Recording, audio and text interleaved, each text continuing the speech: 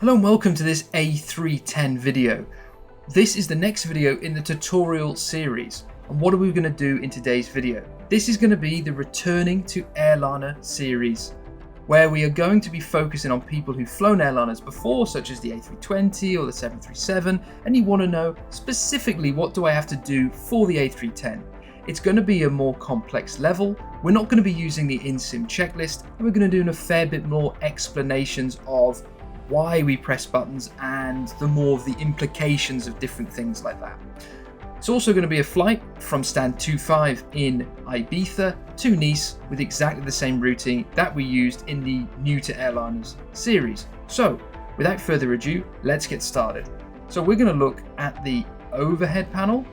We're going to make sure that the igniters are off, and we're going to make sure that both of the wipers are also off. Why do we do that? If we left the wiper in the on position and then we turn the batteries on, the wiper will start to wipe the window. And it's a nice dry sunny day as it normally is, and that can actually damage the wiper blade or damage the window, so we don't want to do that. Then we make sure that the throttles are idle, we make sure that the reverse thrust is stowed, and we make sure the engine master switches, so the HP valves are off, and we make sure the landing gear lever is down.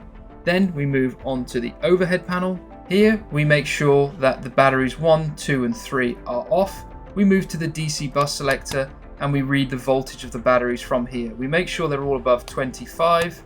You can see they're all slightly different because that's actually simulated. And if they were not above 25 volts, then we would connect the external power and leave the batteries off for them to charge. So they all look like they're good. We're going to put battery 1, 2 and 3 on. As you can hear, some things come alive. You can also hear the batteries now connected and humming noise. So we are going to be doing an APU battery start. If we didn't want to do that, we could simply connect the external power and continue from there. But we are going to do that. So then we need to do the APU fire test before we start it. There's the lights, there's the sounds. So that's good. So now we can simply move down and start the APU. To start the APU, master switch to on. We get the low pressure light here because the APU has its own fuel pump. It just had to turn on and draw the fuel through the fuel pump line. So for a moment it has a low pressure. If you use the main fuel pumps from the aircraft, you don't get the low pressure light, but because we're on battery power, they're not available. So we press start. Now, once we press start, there's a few other indications. The APU door is now opening slowly, and it takes a while to open. So at the moment, nothing is happening. We know that the APU is actually starting when we get the blue Excel lights here. So it will show that it's accelerating, and then when it's finished accelerating, you get the green avail light on the left to show that it's available. But we can monitor the APU start from the actual back panel on the A310. So here I'm on the rear right side of the A310, and this is the maintenance panel. You can actually see the exhaust gas temperature rising, N1 is also rising, and we can see that the APU is starting. There's no other way to view the APU other than from this gauge during a battery only start. Saying that, on an A320 you can't view it at all. So actually this is quite a nice solution. So we're just waiting for the APU to come online. You can now see the blue Excel light showing that it's accelerating, and shortly we'll see it click across to avail. Okay, there's the system come on. As you can see, the batteries were drained quite significantly. They're now charging themselves back up after the APU battery start, and they'll do that automatically. So next thing we need to do is go back onto the overhead, and we go to the fuel panel and we go make sure that the inner tank pump 2 is on. Why do we do this? This is the fuel pump that's now running the APU, as we talked about before. Probe and window heat we check are off, because they are. Vent system, we check that all the lights are off. We've already checked that, so it's fine. And the annunciate light test we do now. So we hear the wind shear warning, we see everything on the overhead change to its on position, and also you see the fuel panel go 888 as a self-test as well. Now we can put the APU bleed to on. When we put the APU bleed on, and you see that the panel automatically reconfigures itself. So the crossfeed goes to on, pack 1 and pack 2 come on, and what we get is the flow bar go inline green. What is that? So in A310, the flow bar is basically this straight green line here and here and here, for example. So why they did it is these diagrams that you can see actually help you understand how the system works. So let's say that the air is flowing from here, and we have a flow bar now in green. So okay, so we can get to here, we can get to here, and then it can go here and here, and it can flow through there, and it can get to the cockpit and all the different parts of the thing. Now it's not just air, it's also fuel, see, and electricity. So if you see these not illuminated, that means the flow bar is off. So if you see me mentioning that, that's what we're talking about. Next, let's move on to the parking brake. Okay, so we need to make sure that this is above 1,500 psi, and this is in the green arc. It is, but we've simulated this, so it's quite cool. If you turn it off and on, off and on, off and on, you can see that the pressure actually gets less and less and less, because we have no hydraulic pressure actually keeping this topped up, so it's going to get less and less the more times you use it. So how do we get the pressure back into the accumulator? Well, we have a nice little function here called the accumulator pressure charge. We press it once for on, and it will charge up. Once it's fully charged, press it again, and it goes off. And you can see, look, the accumulator has fully charged itself back up. So that's really good. Next check we do is not needed for every flight, but they do this occasionally, but we're going to do it now just to show off how it's done. So alternate system braking test, so we put this to alternate on, then we make sure the parking brake is off. We would make sure that the chocks were in. We don't have chocks in the A310 yet, but the engines are off, so it's not going to roll anywhere, so that's fine. Then what we do is we go on our normal foot brakes and we start to brake. So can you see how, look, you can actually see when I brake, the needles on the triple indicator are moving because I'm now using the alternate braking system, and I'm also draining the accumulator, which is correct. So that's a successful test. Put the parking brake back on, put this back to normal, charge the system back up, and there we go. We are good. This is where we would do the exterior walk around. We're not going to do that just to save time, because it's basically the standard stuff you would expect with an airline. You're looking for all the same things on the exterior, so there's no need to go through that now. Then we're going to start with the scan flows. Now, what are scan flows? And we're going to talk a little bit about base Airbus logic, okay? Okay, so scan flows are a lot of what Airbus is made up from, and a lot of airlines as well. And we normally start in a certain position and go in a certain direction so that it's easy to do every single time. So we start on the overhead at the bottom left here. We go from the bottom all the way to the top, then from the bottom here all the way to the top, and like this, and like this, and like that. So you can see how you consistently go up the same way. Now, what are we looking for? Remember, with an Airbus, a white light is a light that should be extinguished because it's not in the normal position. So we can see there's quite a lot of white lights on here that we may need to turn on and off. It's not always the case, but it predominantly is when we're going through these scan flows. After we've done the overhead, we move down. We start on the left here and we move across to the middle. Then we move backwards from here and we move forwards to here. And then we move to the middle from here all the way along here into the middle. And then we move to the pedestal, where we come from the bottom of the pedestal all the way up, from the bottom all the way up, from the bottom all the way up, and then we'll be programming the flight management computer. So if you think about it, the very last thing you do points to what you do next, which is the flight management computer. So let's start with this overhead scan flow now. So the very first thing we do before we start these scan flows is we put the IRSs, which is number 1, number 2, and number 3. So 1, 2, 3. We put them into nav, and then we jump down to the FMS to do only one thing. Okay, and then we go back to the scan flows. So all we have to do when we come here is go INIT, clear the scratch pad messages, We're going from, remember, LEIB to LFMN, the city pair. We put that in, click return, and then we click align IRS. Now we leave it. Okay, now we leave it and we go back to the overhead scan flow.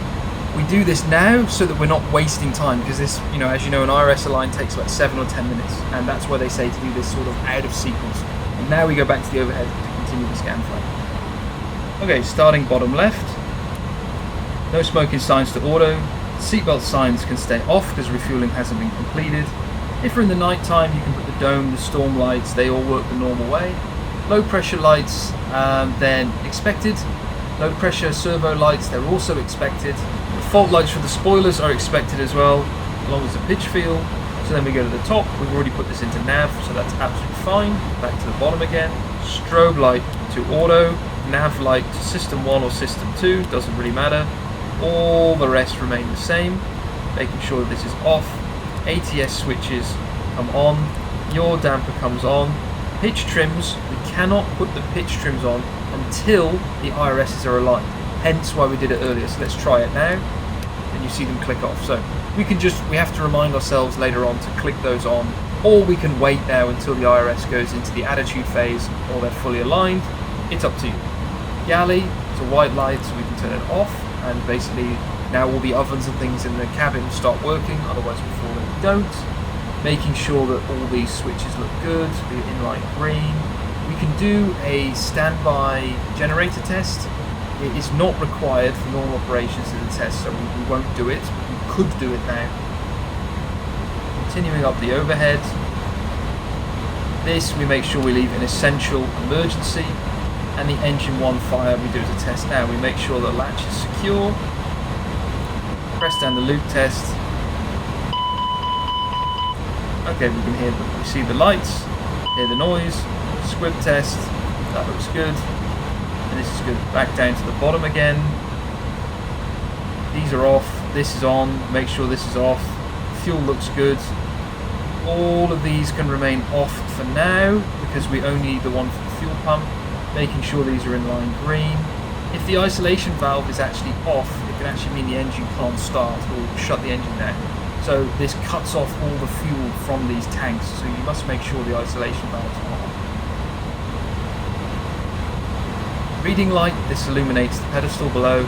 APU fire test, remember we've already done it, so we don't need to do it again. This is the backup for landing gear indicator, down and locked are in green, that makes sense. And then we can go to the top here. Okay, cockpit door, this looks good. A little bit of explanation about how, back to the bottom. So pressurization, system 1, system 2. So what we can do, kind of interestingly, if you push the system, see how it swaps between them? And if you turn off the system here, it will automatically swap to the other system because it has enough logic to know, well, that system doesn't work anymore. Making sure this is in the normal position.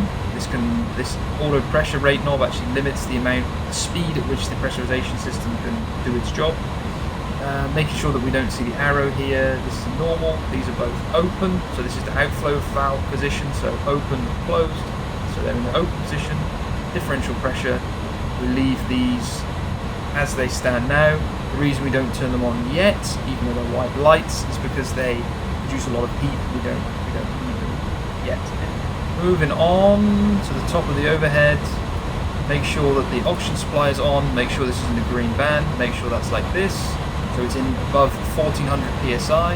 So it's up to 2000 and then above 1400, which it is. Press this. Test. We get engine squib test. We get the lights. Here we make sure that this is inboard, so that remember this is overboard, this is inboard. We want to make sure that it's in the overboard position, and then when the engine starts, it will swap to inboard automatically. We're just making sure there's no white lights on here. Door control, a little bit of explanation about how the door works, because I find that quite a few people don't understand how a cockpit door works on an airliner. You don't have to lock it, it's always locked. It's not like your house, you don't lock it and unlock it. If it's closed, it's locked. So you don't have to do anything with it. If the door is open, you will see the light shown here that the door is open. It's not that it's not locked. So the locking and unlocking system is for allowing people in and out. So in the normal condition, if it's closed, it's fine. You don't have to do anything else there. And now we go down to the bottom. This we must make sure isn't in the disarm position, it's in the arm position. We've already done this test. AP bleed is on. This looks good. Pressure there looks good. This is where we can adjust the temperature of the zones that we want. We can actually view the temperature of the zones here rather than look at the screen. So for example, the cockpit is currently at around 26, 27, 24 degrees, something like that. And the air coming into the cockpit is here.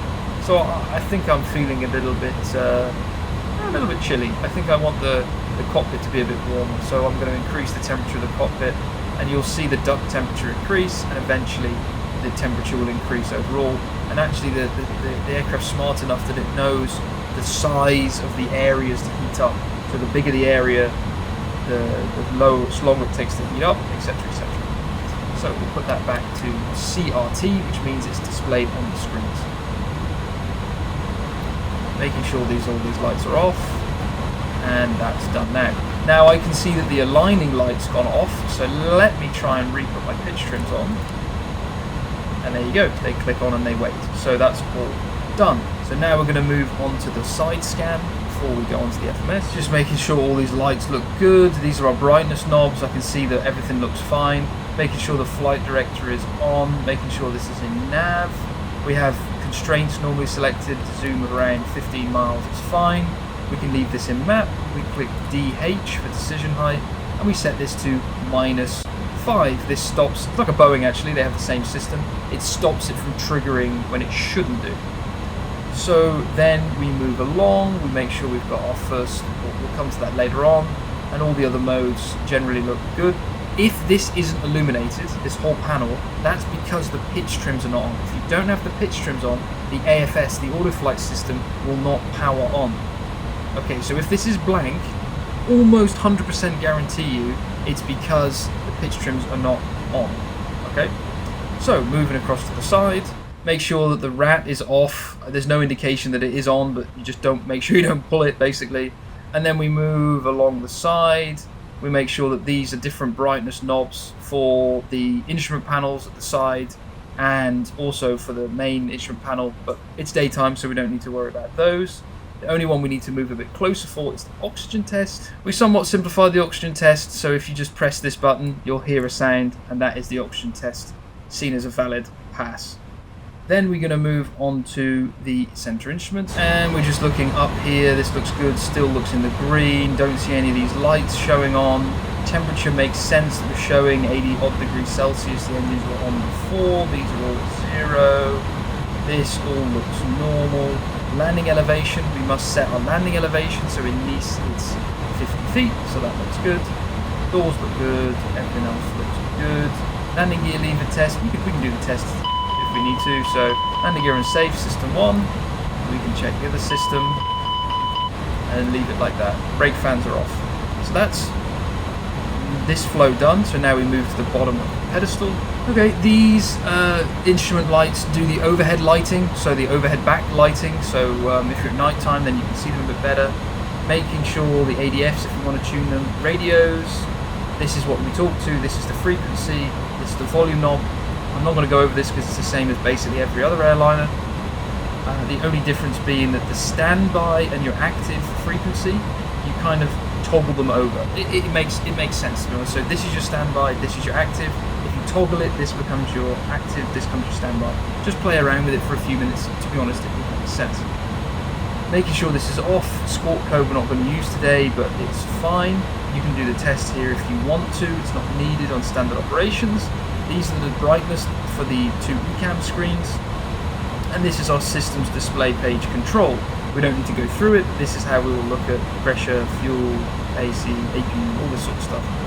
Exactly the same as the A320. Make sure that this is reset and to 0.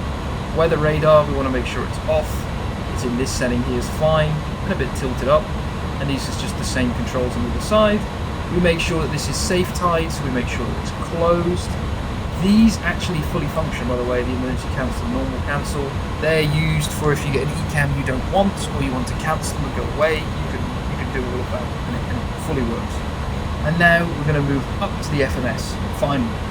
Well, we make sure, sorry, the flaps are at 0 and the spoilers are disarmed, which they are, and then we move up to the FMS. And there most of the flow is complete. Okay, let's talk about programming the FMS. If you're familiar with an Airbus, A320 or any other Airbus aircraft, we normally use the acronym DIFS RIB. So D-I-F-S-R-I-P,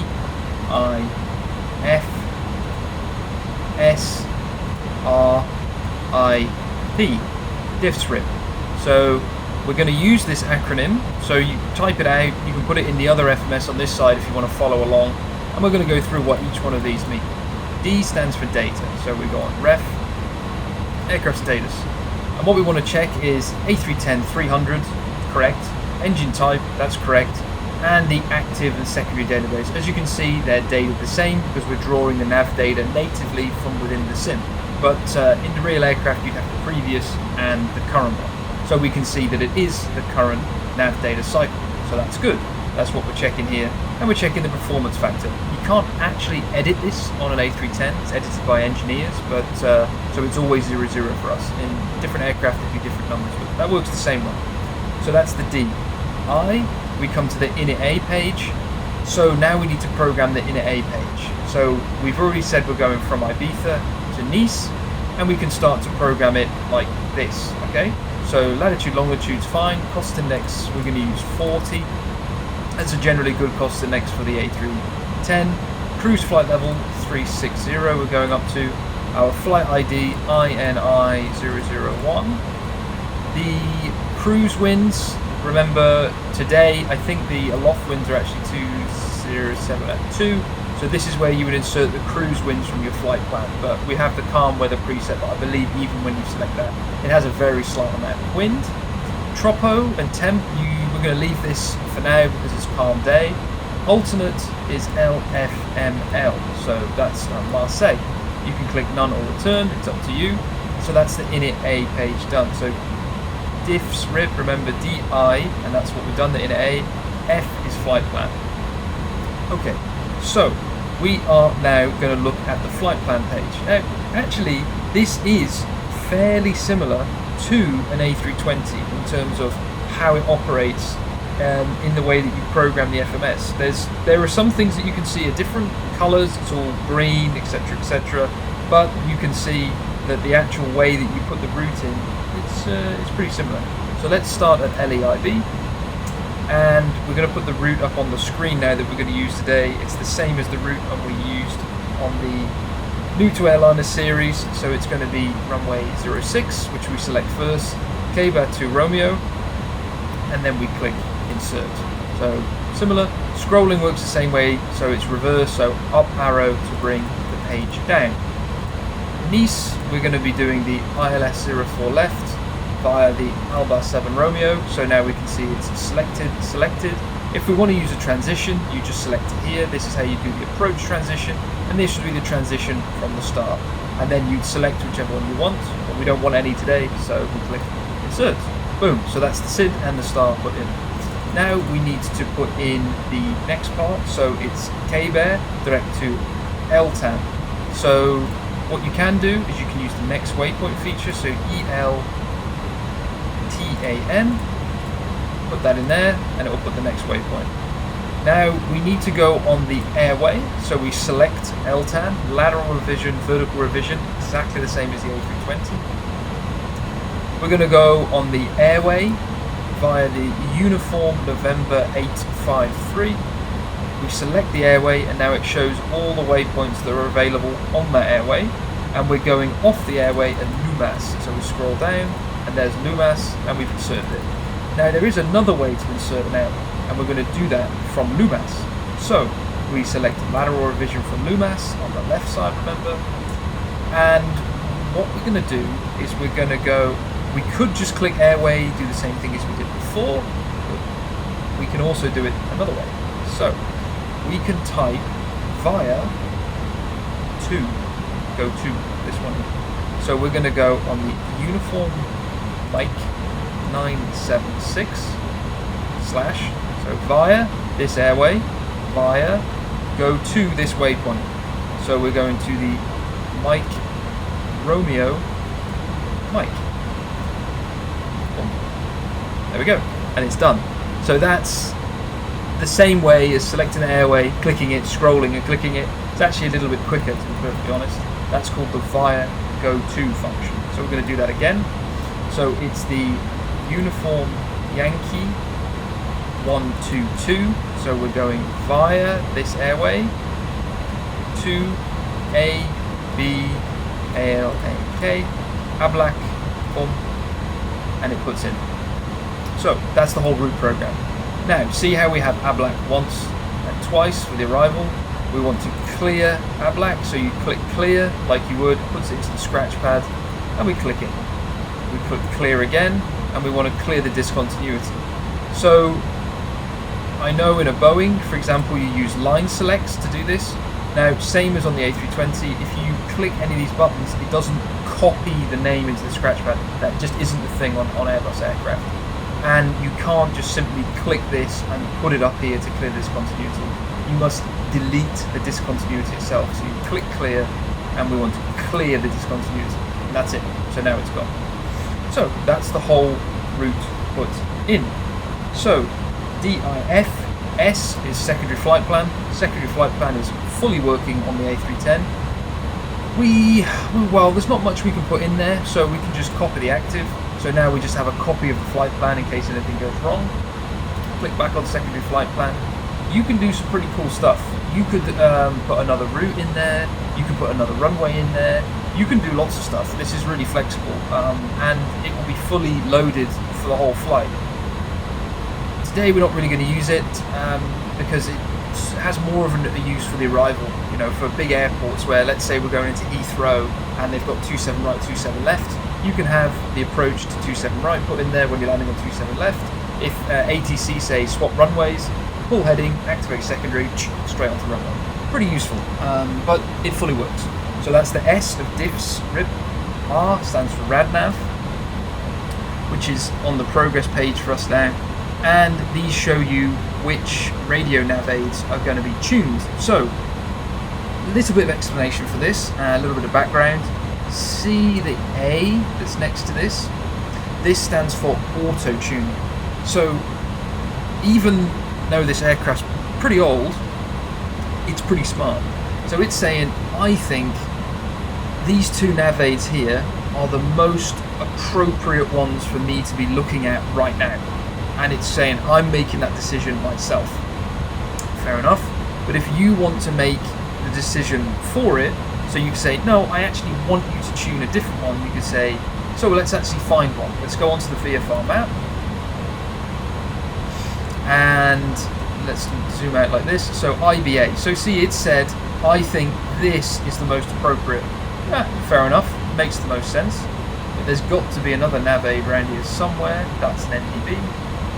I would imagine there'd be one on here. So Mike, Juliet, Victor.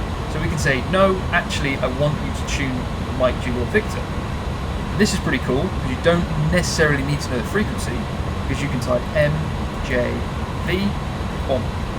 And there you go. And it's now tuned it. But do you see that you get the R? R stands for remote tuned. So it's saying, I'm in automatic, but you've told me to tune something else, so I'm going to remotely tune this if you really want me to.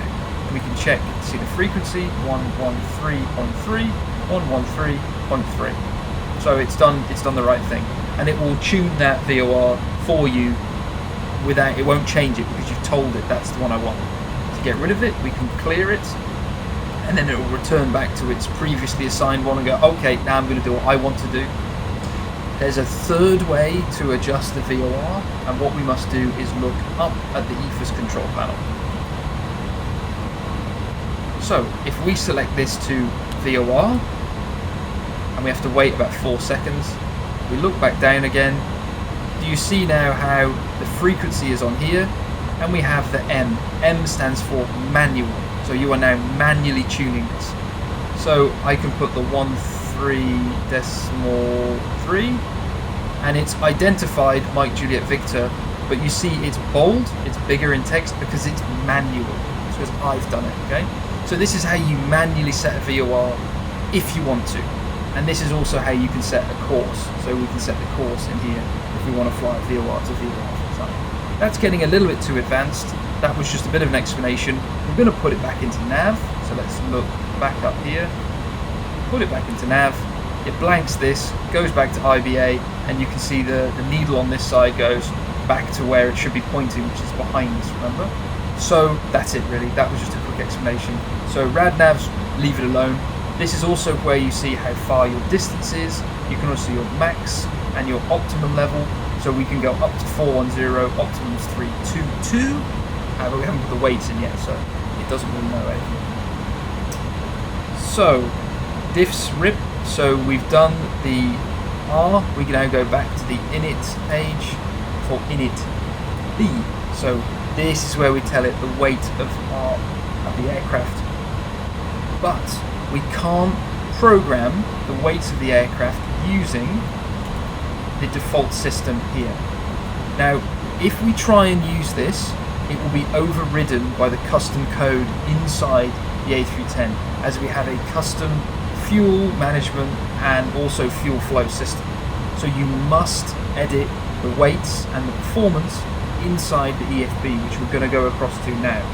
So don't be surprised if you adjust something on this page and it doesn't adjust. The only figure that you can adjust is your center of gravity position. So you can move this forward and backward and it will not mess with it. So if you want to play around with the center of gravity, you shouldn't need to in normal operations, but feel free to if you want. Okay, so let's go across to the EFB. Okay, so let's take a look at the EFB. So we've got quite a few different options here, but we're going to go straight to the payload section, which is the section of the mass and balance, so the scales here. So here we can see our dry operating weight. So this is the weight with no payload in. This is our payload, nothing. Zero fuel weight, it's the same obviously because we have no payload. Fuel we expect to load, and our takeoff weight, gross weight. The live figures show what we actually have, and the plan is what we're going to do. So we're going to take 238 passengers, so full cargo, take around 3 tons, something like that. And fuel, we're going to take 20 tons, which might sound familiar at this point, 20.1, that's fine. So now we can click apply. And we can see it shows our center of gravity. It moves the symbol in terms of where it is, in terms of the limits for the aircraft. This is our maximum takeoff weight, fuel loaded, zero fuel weight, and payload, which makes sense, right? If you want to adjust this, you can just adjust the sliders. If you adjust it, remember you must click apply, and then it will actually apply, and you get your trim setting for takeoff from here. So this is where it's stored. Good. So now let's look at the takeoff performance, which is the tab above. TORA, takeoff run available. You can find this on your chart. If you want to do an intersection takeoff, you can type in the value that you want, or you can also use the figure from the sim. So see how it populates 27909er? That's what it calculates full length takeoff from runway 06. So we're going to use that. Runway QDM, this is our runway heading. This is also coming straight from the sim, so it says 062. Wind, we're going to be using 000 at 0. Temperature, it's 15 degrees Celsius. QNH 1013. And remember, if you had this set to imperial units, you'd be able to type that all in as well. Weight, I can't remember, so I'm going to go and check, is 122.3 if we round it up. So 122.3, click enter. Flaps, we've got 3 different takeoff settings: 15.0 slats only, 15.15 standard, 20.20 is the short field, what you'd want to use on a short runway. So we're going to do 15.15. Anti-ice off, air conditioning on. Calculate. So it gives us our flex temperature here, V1, VR, V2, and displays that down here as well, giving us an idea of how big the split is for these speeds. So there are takeoff performance figures. Now let's try and play around with this a little bit. So if I say I want to be 150 tons, pretty heavy. Can you see how it now has more of a split and it's drawn in? Flex temperature goes down. Let's change the flap setting. You can also see how that changes again. Change the flap setting again.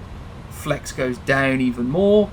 Temp speeds go up even higher. So all of this is dynamic. That's all I'm trying to show you, is it really depends on where you are and what runway you're on. So we're going to go back to the 122.3 for our weight, calculate, and there are speeds. So let's put those speeds into the flight management computer.